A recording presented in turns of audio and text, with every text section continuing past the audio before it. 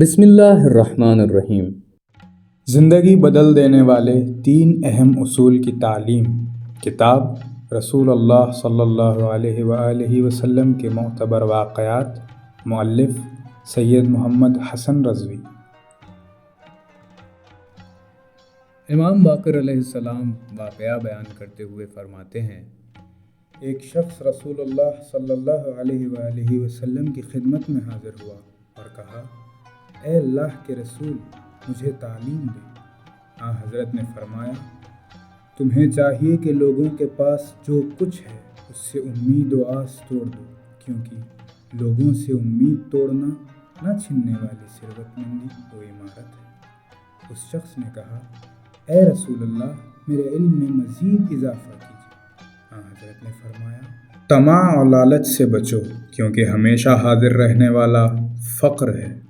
اس شخص نے کہا، اے اللہ کے رسول، میرے علم میں مزید اضافہ فرمائیں۔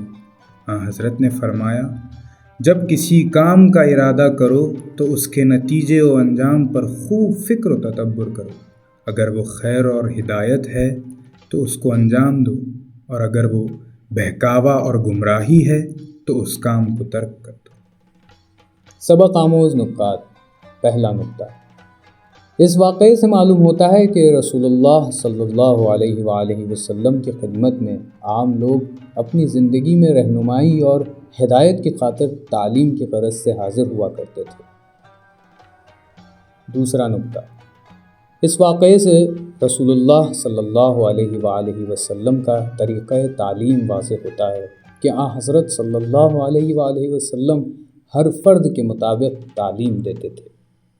اگر کوئی شخص عامت الناس میں سے ہوتا یا مختلف قسم کے گھریلو یا کاروباری یا نوکری کے مسائل میں گھرا ہوا ہوتا تو اس کو بہت پیچیدہ کر کے تعلیم نہیں فرماتے تھے، بلکہ ایسی علمی رہنمائی فرماتے جو اس کے لیے قابل فہم بھی ہو اور وہ اپنی زندگی میں اس علم سے فائدہ بھی اٹھا سکے۔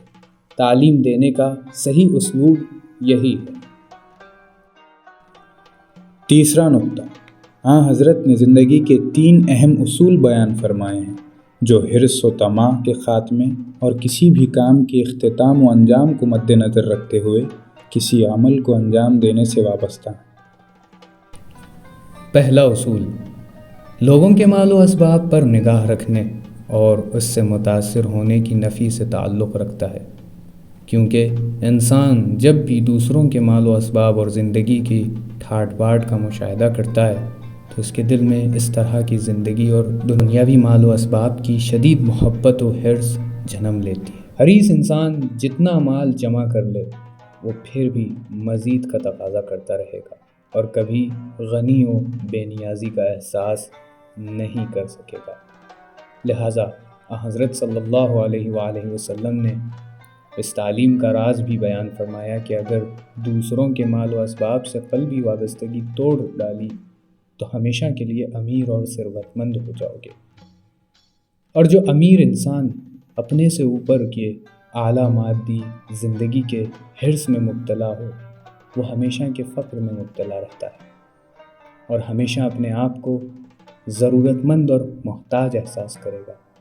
بعض روایت میں وارد ہوا ہے کہ ہمیشہ اپنے سے نیچے طبقے یا اپنے سے کم سطح کی زندگی بسر کرنے والوں پر نگاہ رکھو، اللہ کا شکر ادا کرتے رہو گے، اور اگر اپنے سے اوپر کے گھر بار و اعلیٰ لباس و مال پر نظریں جمائی رکھیں تو ہمیشہ اپنے آپ میں کمی کا احساس کرتے رہو گے، شکوہ و شکایت کرتے رہو گے۔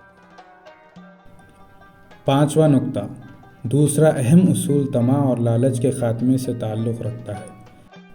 انسان کی طبع تقاضا کرتی ہے کہ مال و اسباب اور راحت و شہرت و اقتدار کی ہوس میں ڈوبے رہو، یہاں تک کہ انسان لالچ کی وجہ سے پست ترین کام کرنے پر آمادہ ہو جاتا ہے اور اس طرح کبھی اندرونی طور پر فقر کی زنجیروں سے آزادی کا احساس نہیں کر پاتا۔ طمع سے بچنے کی تعلیم کا راز اس کی بنا پر ساتھ رہنے والے فقر سے آزادی ہے۔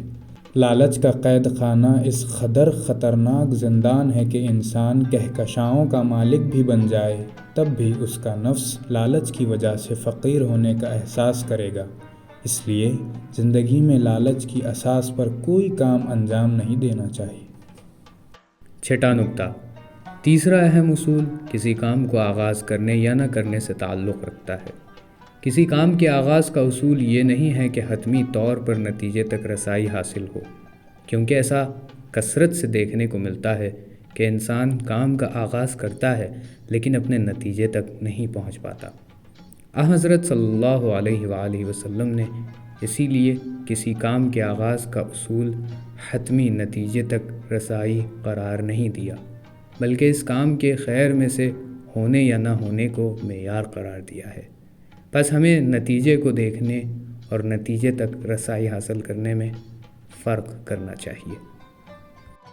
ساتواں اور آخری نکتہ، اگر ایک کام کا نتیجہ خیر اور اہمیت کا حامل ہے تو آغاز کر دینا چاہیے، لیکن اگر کام کا نتیجہ گمراہی یا فساد ہے تو اس کام کو ترک کرنا لازم ہے۔